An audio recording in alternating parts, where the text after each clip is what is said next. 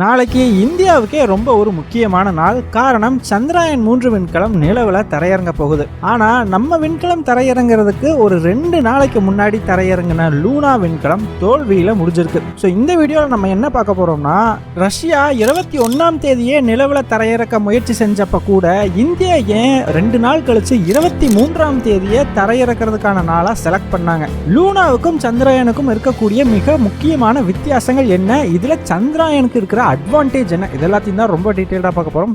வீடியோவை like and subscribe பண்ணிக்கோங்க. வாங்க வீடியோக்குள்ள போயிடலாம். அறிவோம் தெளிவோம் உறவுகளுக்கு அன்பான வணக்கங்கள்.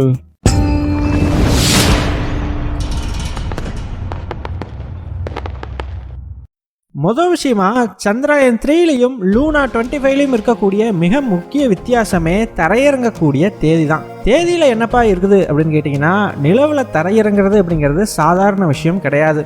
தரையிறங்கிறதுக்கு தேவையான தகுந்த சூழ்நிலைகள் இருக்குதான்றதையெல்லாம் பார்த்து தான் அந்த தேதியை முடிவு செய்வாங்க.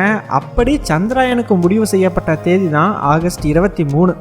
சரி, எதனால ஆகஸ்ட் 23 தேர்ந்தெடுக்கப்பட்டுச்சுன்னு கேட்டீங்கன்னா, நிலவுல ஒரு நாள் அப்படிங்கிறது பூமியில 14 நாட்களுக்கு சமம். அதாவது நிலவுல சூரியன் உதயம் ஆச்சு அப்படின்னா 14 நாட்கள் கழிச்சு தான் அது மறையும். நம்ம போன வீடியோலேயே சொன்ன மாதிரி சந்திராயன் தனக்கு தேவையான மின்சாரத்தை இந்த சோலார் பேனல் மூலமாக தான் உற்பத்தி செய்யும். அப்படி இருக்கிறதால சூரிய ஒளிங்கிறது இதுக்கு ரொம்பவே முக்கியம். ஒன்ஸ் இந்த 14 நாட்கள் முடிஞ்சு சூரியன் மறைஞ்சிருச்சுன்னு வச்சுக்கோங்களேன், நிலவில் இந்த டெம்பரேச்சருங்கிறது ரொம்ப குறைஞ்சு போயிடும், உரைய வைக்கிற அளவுக்கு இருக்குமா. இதனால் சந்திராயன் ஆட்டோமேட்டிக்காக செயலிழந்துடும். காரணம், அதில் தன்னைத்தானே சூடுபடுத்திக்கிறதுக்கு தேவையான ஆல்டர்னேட் எனர்ஜி சோர்ஸ் அப்படிங்கிறது கிடையாது. இதனால தான் சந்திராயனினுடைய ஆயுட்காலம் 14 நாட்களாக சொல்லப்படுது. ஸோ இப்படி இருக்கிறதுனால நமக்கு இருக்கிறதே 14 நாள் தான். அந்த 14 நாளையும் முழுசாக கரெக்டாக பயன்படுத்திக்கணும் அப்படின்னு சொல்லி விஞ்ஞானிகள் நினைப்பாங்க. இந்த காரணத்தினால எப்போ நிலவில் சூரியன் உதயமாகுதோ அந்த நாள் அன்னைக்கே கரெக்டாக கொண்டு போய் இந்த சந்திராயனை நிலவில் தரையிறக்கணும் அப்படிங்கிறது தான் விஞ்ஞானிகளுடைய ஆசை.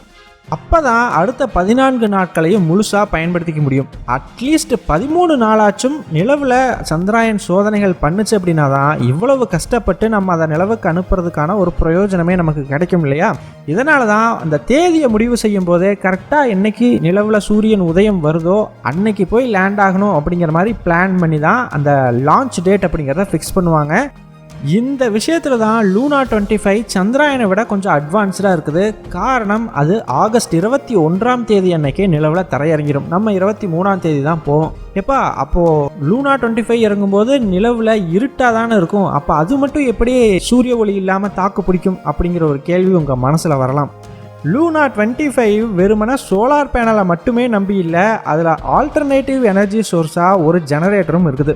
இதனால தான் ஆகஸ்ட் 21ஆம் தேதி அன்னைக்கு என்னதான் நிலவில் இருட்டாக இருந்தால் கூட அதில் இருக்கிற ஜெனரேட்டரை பயன்படுத்தி அதனால் மின்சாரத்தை தயாரிச்சுக்க முடியும்.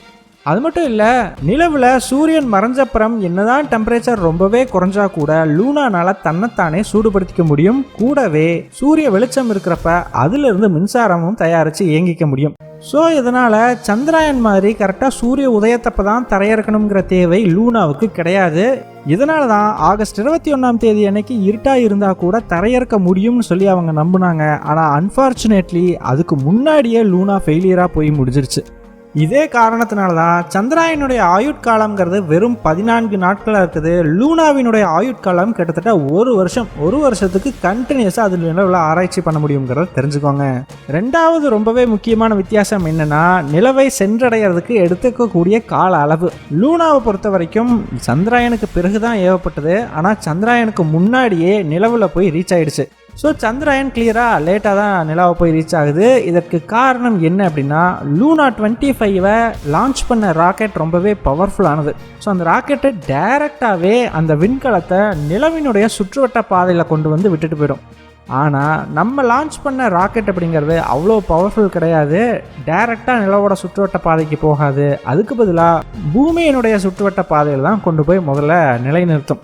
அதன் பிறகு பூமியோட சுற்றுவட்ட பாதையிலேயே கொஞ்ச நாளைக்கு சுத்திக்கிட்டு இருக்கும். இதற்கு காரணம் அப்பதான் நிலவை போய் அடையிறதுக்கு தேவையான ஃபோர்ஸ், அதாவது வேகம் அதுக்கு கிடைக்கும். ஒரு உதாரணத்துக்கு தெளிவாக சொல்லணும்னா, இப்போ நீங்கள் ஒரு கயிறில் கல்லை கட்டி உங்கள் தலைக்கு மேலே அந்த கயிறை வச்சு வேகமாக சுற்றுறீங்கன்னு வச்சுக்குவோம். இப்போ ஒரு தடவை சுற்றுனதையும் அந்த கயிறை விட்டீங்க அப்படின்னா அந்த கல் போகக்கூடிய தூரம்ங்கிறது கம்மியாக தான் இருக்கும். காரணம் அதில் இருக்கிற வேகம் கம்மி.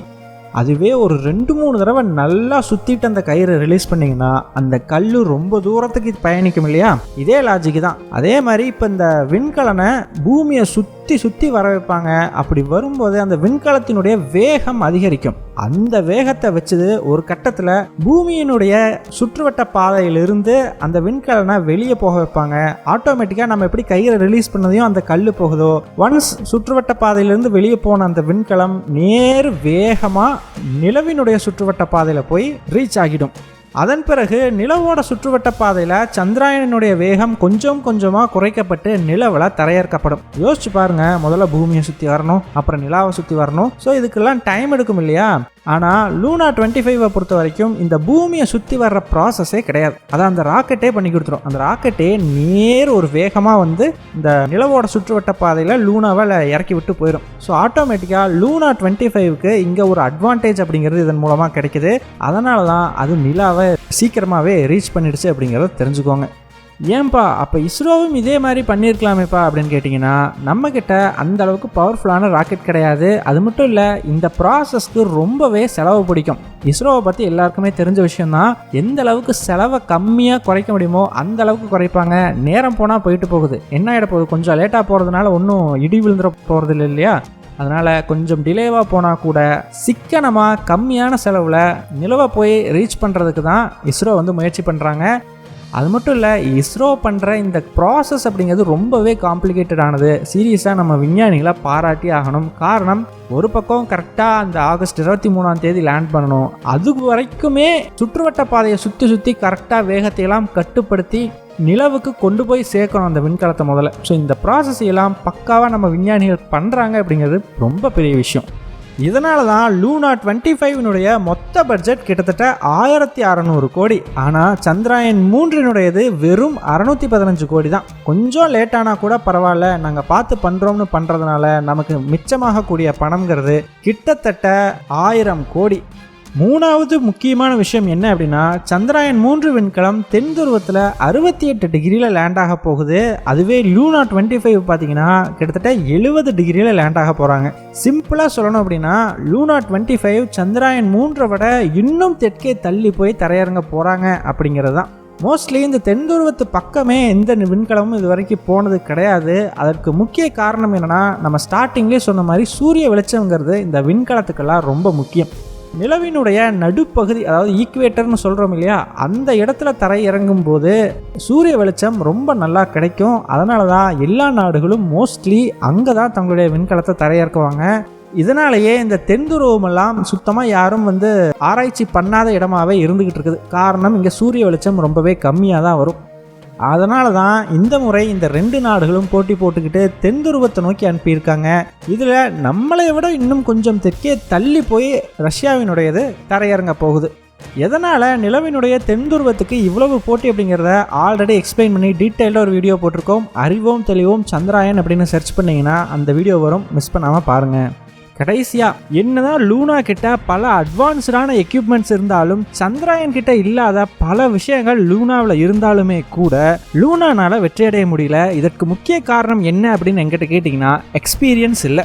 அதாவது ரஷ்யாவை பொறுத்த வரைக்கும் 1976ஆம் ஆண்டுக்கு பிறகு இப்போ தான் முதல் தடவையாக நிலவுக்கு விண்கலத்தை அனுப்புகிறாங்க. ஆனால் இந்தியாவை பொறுத்த வரைக்கும் நம்ம ஆல்ரெடி சந்திராயன் 2 விண்கலத்தை அனுப்பியிருந்தோம். அதில் ஒரு ஃபெயிலியர், அந்த ஃபெயிலியரில் இருந்து பல பாடங்களை நம்ம கற்றுக்கிட்டு இருக்கோம். அதை எல்லாமே சரி பண்ணி இந்த முறை வெற்றி பெறுவதற்காக சந்திராயன் 3 பல மாற்றங்களையும் ஏற்படுத்தியிருக்கோம். இதுதான் சந்திராயன் 3 இருக்கக்கூடிய மிகப்பெரிய அட்வான்டேஜ்.